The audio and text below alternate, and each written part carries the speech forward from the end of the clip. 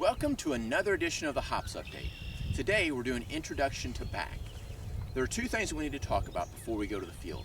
First, when you're introducing back, always make sure you're going to a familiar spot. When we go to the field, you'll see this is going to be the exact same place that we did our introduction to lining. So Hops has been there several times before. The second thing that I want to make sure that you do is be very fair to the dog. Use a large white bumper. Again, this is much easier for the dog because as soon as they make that initial turn, they're going to see the bumper, which will encourage them to go back to where you want them to go. Okay? Then, soon after we get the dog familiar with the back command, you're going to move to a feather covered bumper, so they're using their nose more than their eyes, as you want a hunting dog to do. But those are two important things to remember as you introduce the back command. So here we go. Follow us to the field. So we're in the field now, ready to set up our first back command. One thing that I want you to know and understand is that we've actually been doing back with Hops for a couple weeks now. So she's very familiar with the terms.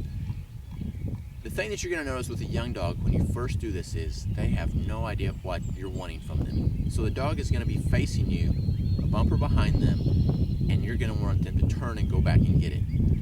Again, you're going to be set up in a familiar place where the dog knows the bumper is there, but you may find that you have to take a step or two towards the dog, raising your hand, saying back, and I even sometimes will say the dog's name to let them know that they've been released to go make the retrieve.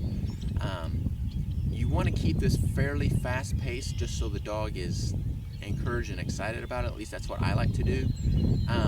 So you're going to see I start off very short. I don't go more than 5 or 10 feet on the first retrieve, but then I'll steadily get further and further away as time goes by. But we want the dog to be very encouraged, excited about it, because this is, like I said before, very unnatural for the dog to be facing you and turn and run away to pick something up. But we're going to make it fun, and they'll like to do it eventually. So watch us as we set it up over here for you. Hops, heel.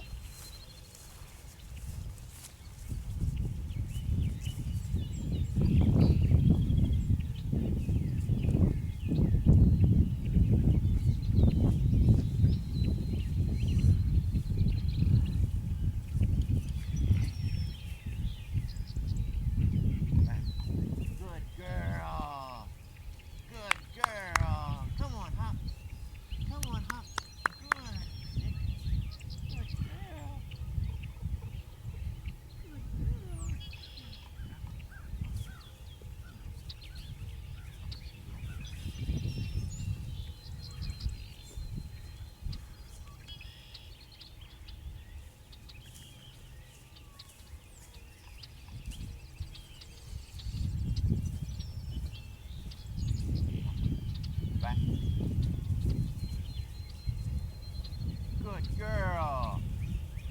Good girl.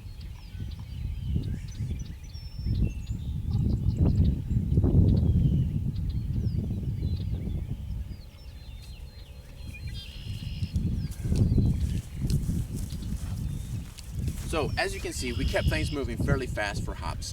In the beginning, do this 3 or 4 or 5 times the first day and then move to something else.